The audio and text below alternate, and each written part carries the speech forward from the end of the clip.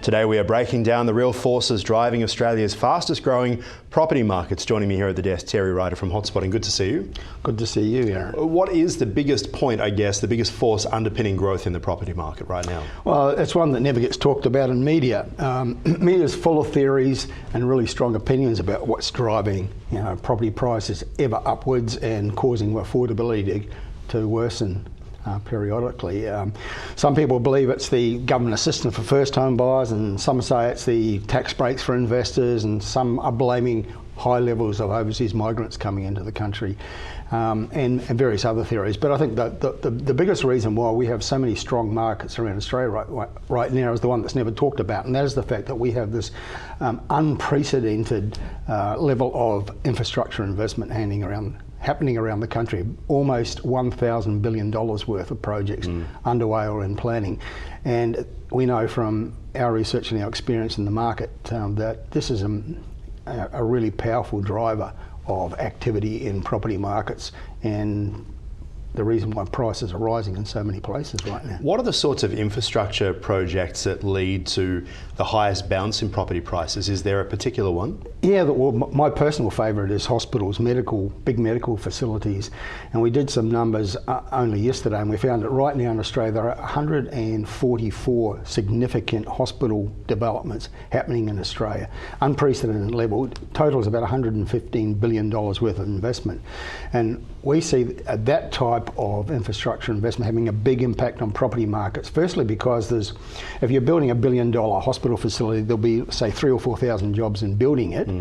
But an even bigger impact when it's finished, because there'll be 5,000 or 6,000 jobs in actually operating it. And of course, people like to live close to where they're working. So any market that's got a $1 billion hospital being built in its midst is going to have a big impact on the local property market when it's being built, but particularly when it's finished. And we've seen that Sunshine Coast is a great example. I was just about to say, the Caboolture University Hospital there, when that went in, the whole property market went up, didn't it? It absolutely did. And because many of the people working in these facilities are well-paid, highly paid medical specialists, the top end of the Sunshine Coast market in particular, because there's 5,000, 6,000 people working there every day. They came from different parts of Australia, different parts of the world to live on the Sunshine Coast and working in that huge facility, and that really pumped up the top end of the Sunshine Coast market in particular. And we saw suburbs like Sunshine Beach doubling in value in 3 years, which is... Well, it becomes the dream for these workers, doesn't it? Because you look at, say, a hospital on the Gold Coast, it never struggles to get staff. Everyone around the world would love to work at a hospital on the Gold Coast if you're in that profession.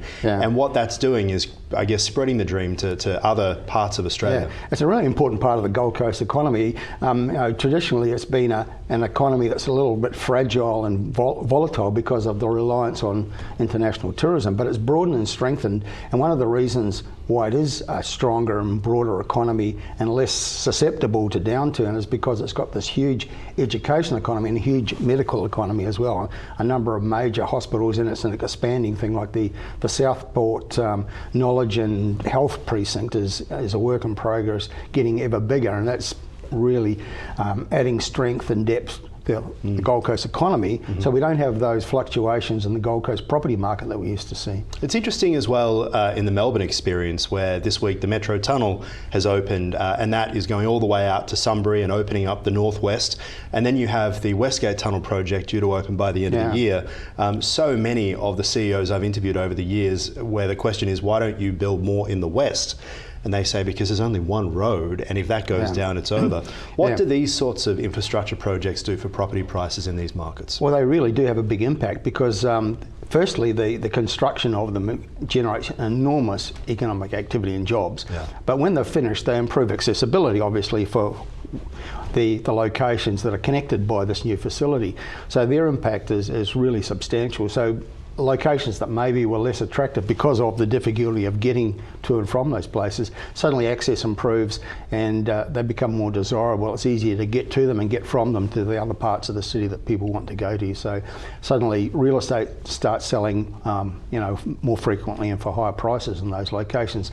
So right now, as we see it, the Melbourne market, which has been fairly dormant, one of the poorer performers in the Australian property market for the last, say, 3 years, is starting to come alive. And one of the big reasons for that, there's more than one reason, but one of the big reasons is these big infrastructure projects are really happening, really big ones. I mean, we're talking about, the city-changing projects. Yeah, absolutely. We're talking about projects measured in the tens of billions of dollars, and their impact is considerable. And lots of people are working on them, and the impact after they're finished is considerable. What happens once they're finished? Because obviously we talk about hospitals where it brings on 5,000-6,000 jobs to the hospital after it's built. When there's massive infrastructure projects like roads and train tunnels, once it's done, obviously those workers sometimes disperse and go elsewhere. Is it a bit different? Yeah, I mean, it depends on the type of infrastructure. The ones that have lasting impact, because there's lots of jobs in operating them, even more than in building them, is like university campuses and medical facilities. Motorways tend to have lots of jobs in building them. Once they're finished, there's not so many jobs in operating them. So, yeah, that workforce will disperse. But in a city like Melbourne, there's so many big projects happening that they're more likely to stay and be working on those projects. But it goes to your point as well that you made in the beginning. We often blame immigration for the reason that property prices are high, yet Melbourne's been stagnant for 3 years despite a huge number of new arrivals. Yeah, that's right. Not helped by having the worst state government in the country, in my view, with their high property taxes and their legislation, which is actually quite onerous and hostile towards landlords, real estate Anywhere but Melbourne has been what a lot of property developers have been saying. Yeah, but having said that, because Melbourne hasn't risen for the past, say, 2 or 3 years, whereas cities like Brisbane, Adelaide and Perth have risen a lot, suddenly Melbourne looks like really good value for money. Its pricing level is below Brisbane's now, well below Sydney's, and it's on a par with Adelaide and Perth, and realistically, Melbourne should be more expensive than those cities. So people are looking at it and saying, this looks like a really good value for money, big population growth, big infrastructure spend generating all this economic activity. It's starting to look like a good buy, and people are willing to overlook the high property taxes because the opportunity to buy at the right time as Melbourne begins an upcycle is there. And the Melbourne fundamentals are pretty strong as well, aren't they? It's a city that's always going to be pretty strong. Depending on how you measure the boundaries, it's now Australia's biggest city. That's just because we include Geelong, but Sydney doesn't include Newcastle. Speaking of New South Wales, we haven't really spoken much about that. The Western Sydney Airport's due to open over the next year. What impact will that have to Western Sydney, which has already been one of the huge growth areas of the country? Yeah, look, I think a project like that, the enormity of it, and it's not just the airport, it's all the stuff that's built, the Aerotropolis. There's a medical precinct, the university campus, there's so much. There's going to be tens of thousands of jobs in operating that once it's all done. I like to think it's like feeding steroids to property markets. So the local government areas that surround it, like Blacktown, Liverpool and Penrith, are going to receive huge demand for people wanting to live close to that facility. As I said, tens of thousands of people are going to be working there and going there for various reasons. The first airport that people have actually wanted to live near. Let's talk about, I guess, the volumes. Listing volumes keep dropping. What's behind that trend? Well, we've got a shortage of everything in real estate. That's one of the reasons why prices keep rising. At a time when demand is strong, we just don't have the supply. We're still not building enough new homes. We're falling further and further behind the targets.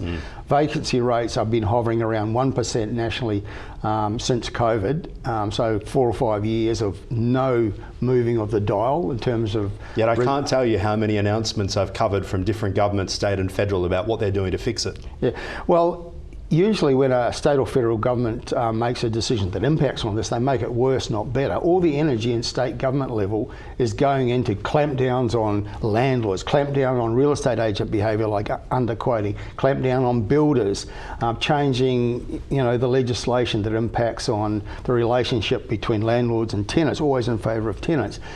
All those things, I think the energy is going in the wrong places. It's not actually fixing the things that matter, which is shortage and high rentals and high prices.